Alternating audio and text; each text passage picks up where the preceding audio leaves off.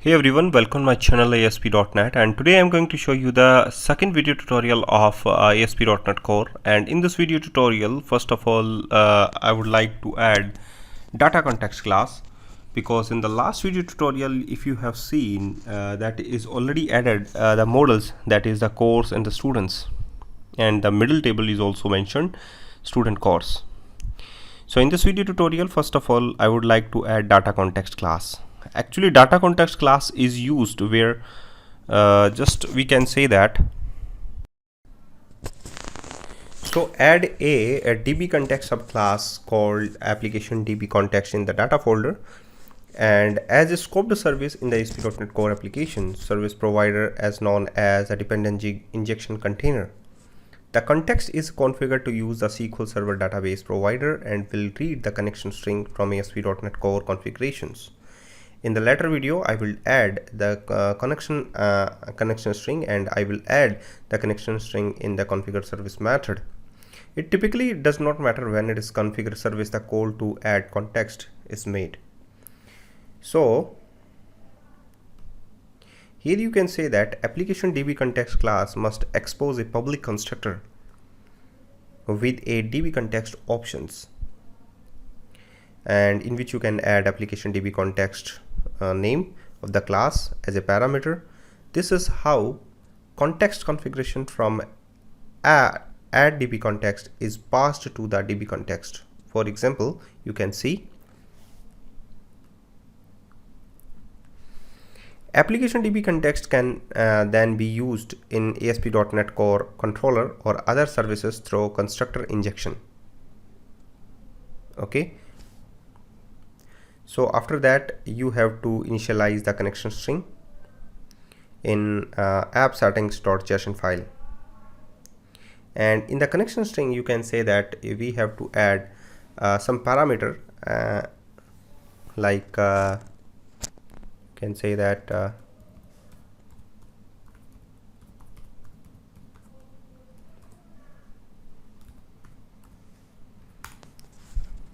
like a server name, database name, trusted connection, I mean to say that true, and multiple active result set, that is also true.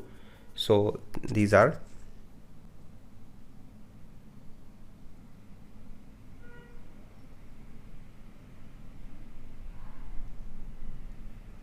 So just you can say that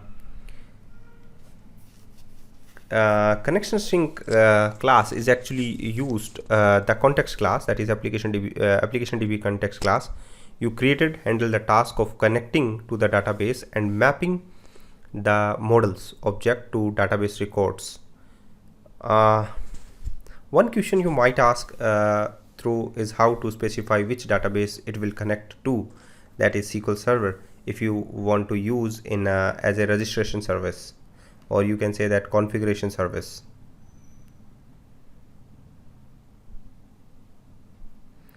So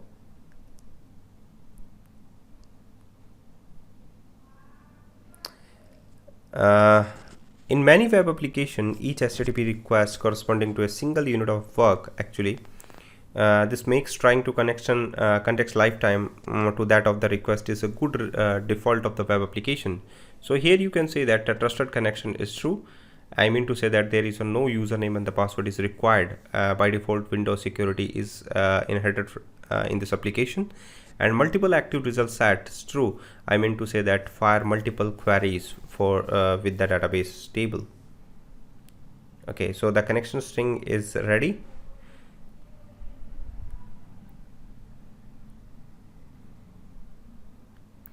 Now there is lots of options to initialize the connection string in program.cs file, or you can say simply you can add DB context initialization with the new keyword on configuring method. You can say that option builder.use SQL Server if you want to use SQL Server. So if you want to add or register that context class, or you can say use SQL Server, then you configure this connection string in this file. So you can say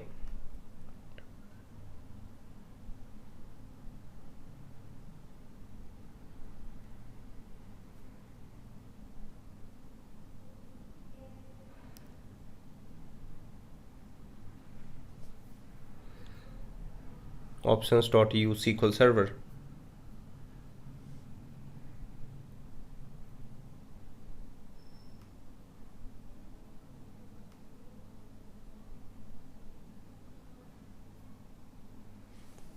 So options.use SQL Server, builder.configuration.get connection string, and the name of the connection string in it you will provide it.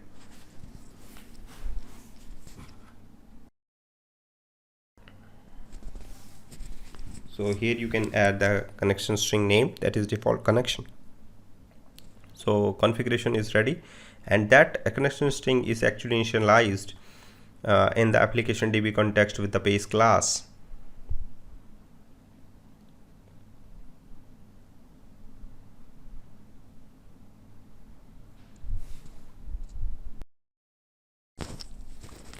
So after adding the connection string in a program.cs file, you have to go for the migrations, and in your mind the one questions raises, that is, what is the migration? And before the migration you have to add a tools package in your project. So after that you have to use migration, and you can say that migration is a way to keep the database schema in synchronous with the EF core model by preserving data as per the above code, or you can say that this is the demonstration in the video. EF core API builds the EF core model from the domain entity classes, and EF core migrations will update the database schema based on the EF core model.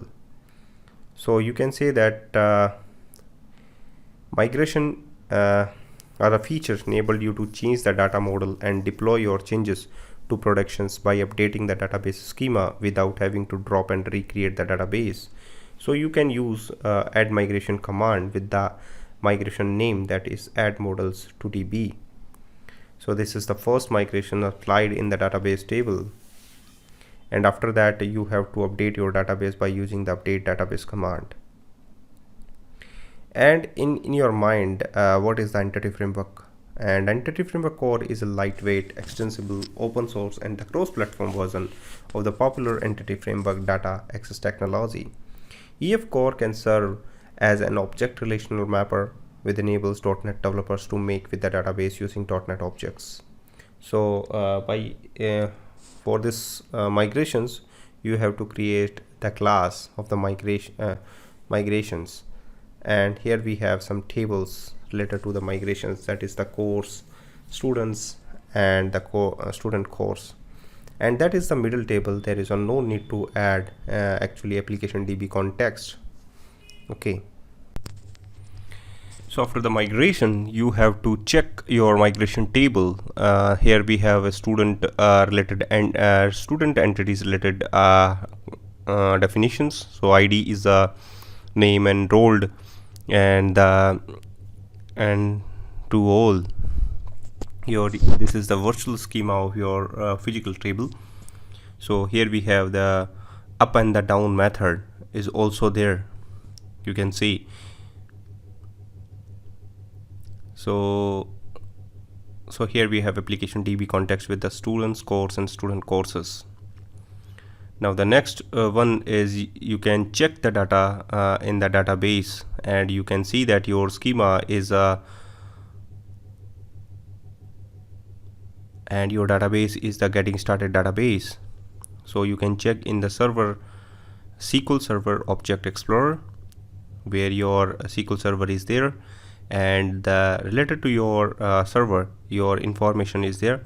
So just expand your server and expand also the database node, and check the database, that is getting started database. So here you can see that here we have tables, and the related table data, that is the migration history, courses, student courses, and the students. So these tables, courses, student courses, and the students are exist in your DB context file. So these files are created.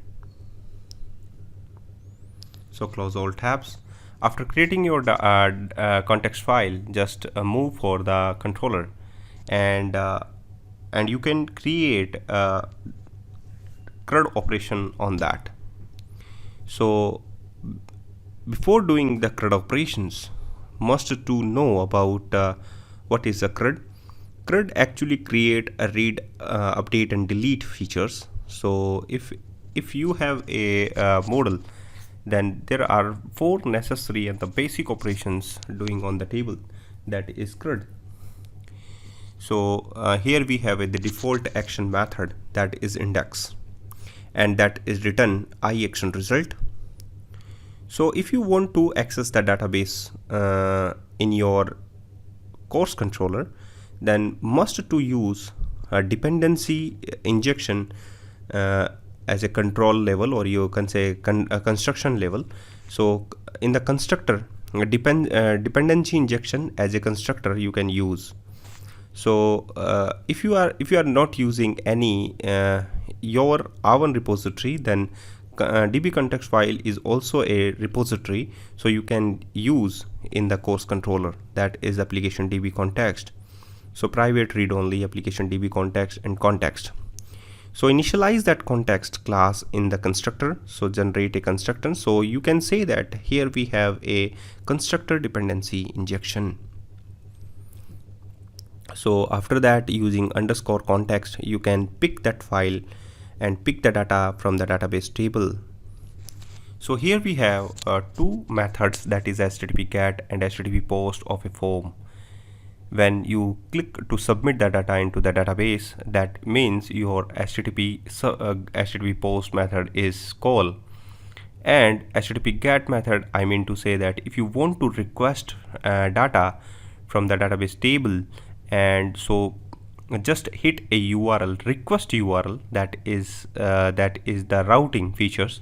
So in the previous video tutorial you have also seen about the routing, that is the http get method. By using the context class, so just use the public property that is exist in the application db context class, that is courses. So just I want to pick all these courses, so you can use toList method. So here we have a link query. By using method link query, that is the context.courses.toList, by using this method you can just pick all these courses. So after that you have to create a razor view by the scaffolding. So just right click on the index section method, add views, and select add razor views.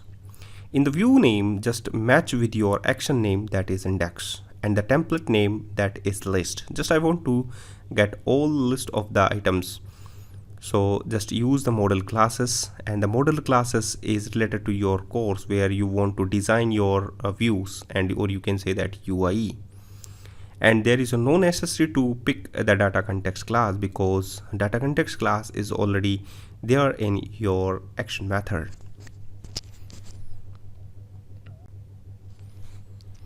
Now after scaffolding, you can see your UI is prepared.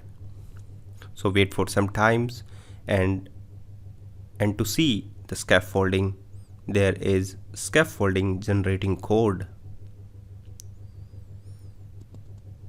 It's take time because scaffolding, or you can say that Microsoft scaffolding generator .design package is generate that types of scaffolding.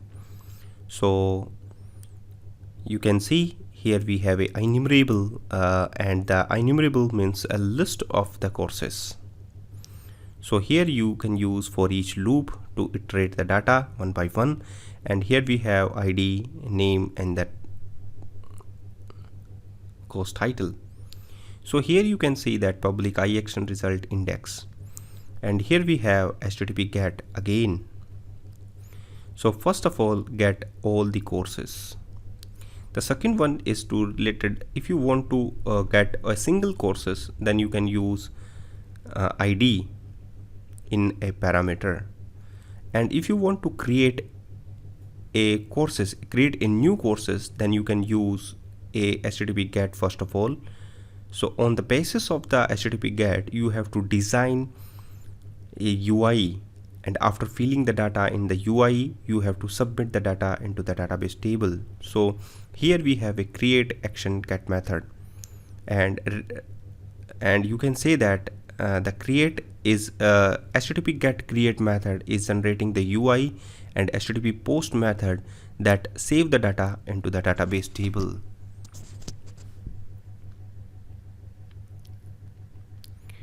So here you can see that again HTTP get method for the details. Just if you want to pick the data from the database table, and if you want to get single courses by their ID property, so you can use HTTP get, because you want to get the data from the database table. So first of all, in this video, just I am going to about HTTP get method. So here you can see that index method is return a list of data that is picked from the database table, and that second one is create, that is HTTP get that generate the UI for the courses, and the third one is the detail section method. By using the detail section method, you can get the details of the single course by using their ID property. So here we go.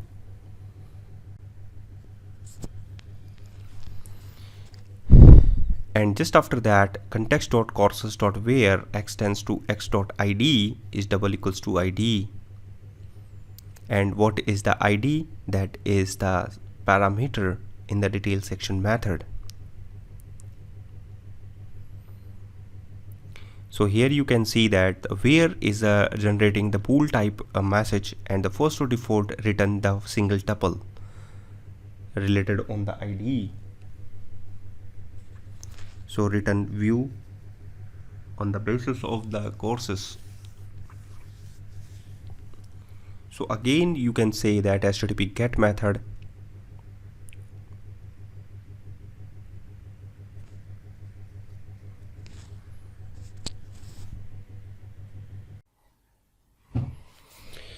now just after go for the detailed section, and in the detail section you have to see that HTTP get request, that is completely okay, and HTTP get for the index, create, detail and delete. So edit is there, and in which you can take the single parameter, that is the ID of that related to the courses. So here we have just go for the first of all HTTP get for all the CRUD operations, and here we go for the just if you are using context.courses.where, just get the single course at this time for the add the records, and just after that you can use scaffolding to generate a view for the create first of all, and that is template is create, and the model classes is course. Use data context class, that is application DB context. Now after generating the code, after generating the CS_HTML file, you have to create the post action method in the controller, in the course controller. So wait for some times, it will run for the second controller. That is the create.cs_HTML file, that is the UI part of your page, and the next one is to go for the detail for the razor pages, and in the razor pages you have to set view name is the same name of your action method name, and the template is if you want to create your HTML template by using the scaffolding items. So Microsoft Visual Studio have scaffolding, update dependency injections, building projects, etc.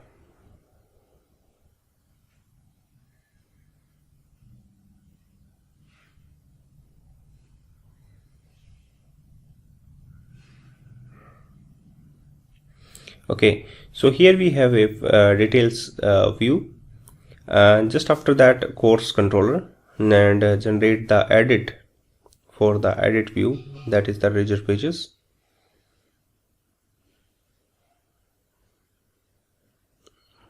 and under the edit template you have to generate the template edit, and the model class is similar, that is the course.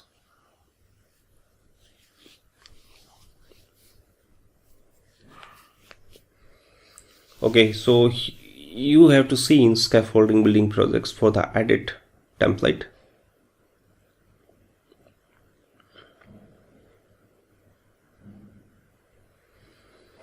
And wait for some time, it will generate the template for the edit part. And here we go for the edit part title and the code. The next one is to go for the, here we have create, detail, edit and index method. Just you can see in the create action method, here we have a title and the code and the single submit button. And in the detail section method, here we have the model.title, model.code, and just go for the edit. And there is like that. In the index section method, here we have a course list.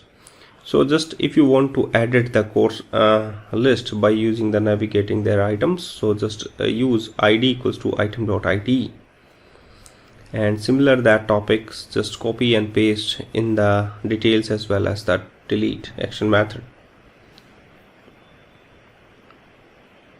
So here we go. Here is the same items, you can just paste it here.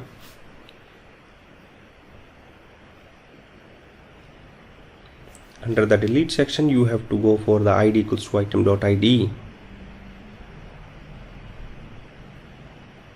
Okay. Now you can see in the course controller, in the CRUD controller, here we have a layout.cs HTML file, and if you want to add the links of the courses, you can add in the layout.cs HTML file. And here we have a link, and just go for the getting started without any post request.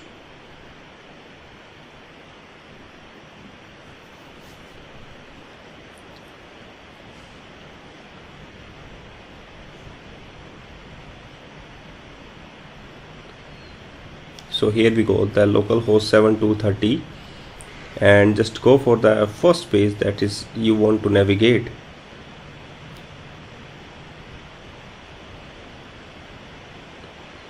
Oops.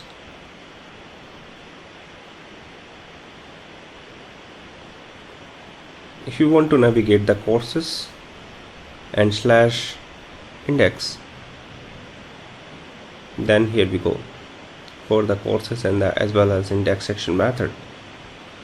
And the first request is going for the index section method, and just index section method return the view that is the course list. If it is not there, then return an empty list and with the create new hyperlink. When we click to create a new, just you want to create a new courses. So just go for the backlist because there is a no post action method for the courses. So here we have the title and the courses code. Like if you want to put some title like BCA, and in the code PCS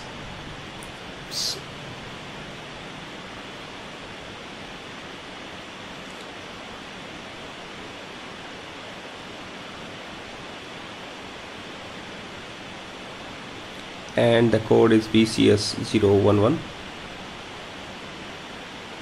So here we go for this space is not working right now because if the problem continue, contact the owner. HTTP error is 405, that is the conducted by the code also. So in the model section you have to see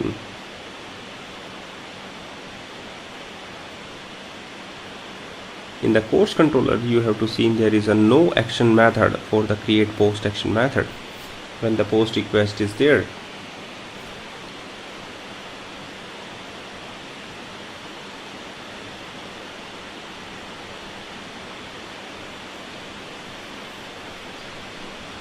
So HTTP post for the create, so public action result, and for the create, in the create parameter you have some just go for your model class, that is the course, because in the view section, in the view of, or you can say UI section, you have to use your model classes. But there is no good approach to create a model classes inside your create or inside your view section. Only you can use view model, but instead this is the tutorial, so use a model class at here, and the single redirect to action method that just I want to return on the index action method.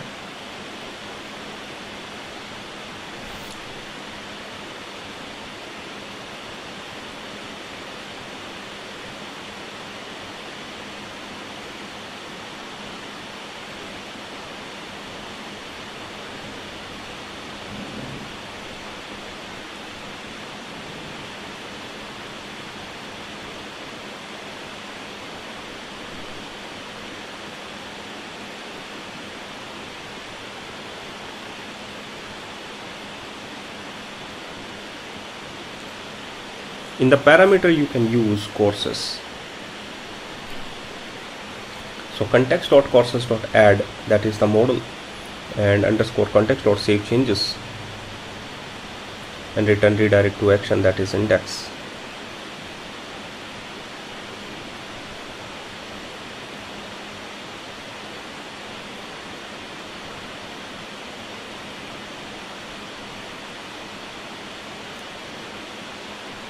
So the create is successful. You can add the new courses, because here you can see that iAction result create courses is here we have a model, context.courses.add model, context.save changes, and after that you have to create post edit method. Instead of add, you can use update method of EF core and context.save changes, and after return redirect to action.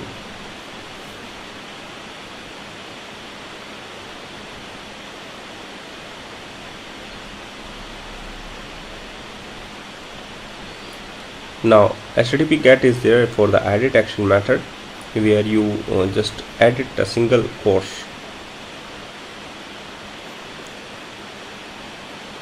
If you want to delete, HTTP delete method is pending, so you can use delete. By using the index, by using the ID property, you want to delete a record from the database directly, as well as you can just go for the view and take some confirmation message just you want to delete. So template is delete, and the model classes is the similar, and after that you have to generate the delete action method for the post action method, where your single courses is there. So this is the simple CRUD operation that is done manually in ASP.NET Core. If you are using scaffolding, then you can use edit views controller instead of empty controller. So here we go for the delete action method. So similar HTTP post action method for edit you can use for the delete action method.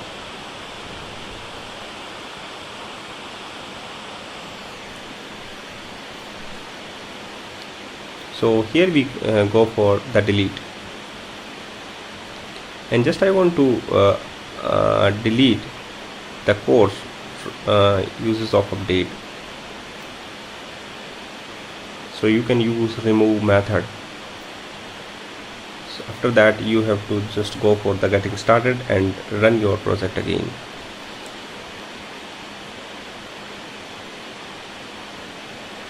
And here we go where we have a layout.cs HTML file, and you have to go for the links for the courses.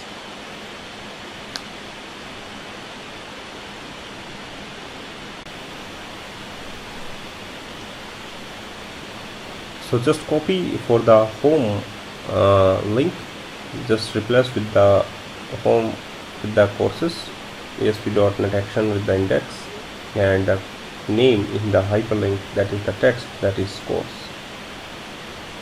Now save this and run your project again.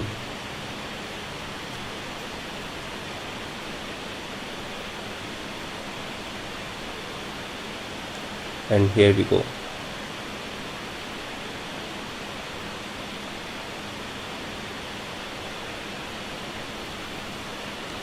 If you can see that that is the default routing is not working because the controller is the student, and just you can use home controller, and the method is index action method. So the home controller will call first of all. If you want to get the courses, that is the first controller name, just you go for the first controller name, that is the courses. So here we go for the first controller name is the home, the second one is the index, and the third one is the courses. So just go for the course, and here we go for the course list.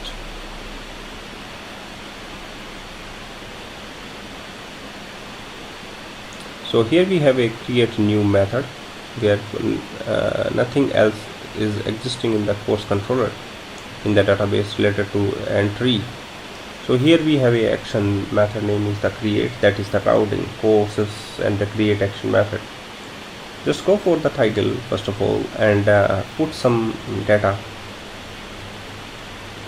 like PCS 011 and just click on the create button. And here we go for the basic commuter. PCS 011 is the course name. So when you edit, then you can see that your routing is there, courses, edit action method, and the one is the ID parameter that is unique identified by the courses. And if you want to add the course code, that is PCS 012, there is easily you can edit the records. And if you want to delete these records, so first of all asking by the computer, or you can say the ASP.NET compiler, that is if you want to delete it, if you are sure, then you can do. So here we have a index action method, and the create new button is there. If you want to some changes in the CSS file, then you can do in the HTML, that is add new courses. So thank you guys for watching this video. So you can see that all records is actually existing in the database table when you add that records in the browser section. So thank you guys for watching this video, and keep watching all other videos which is related to ASP.NET Core, that are latest technologies, and in the later videos I'll provide you better video tutorials of ASP.NET Core. So don't forget, please subscribe my channel and also press the bell icons.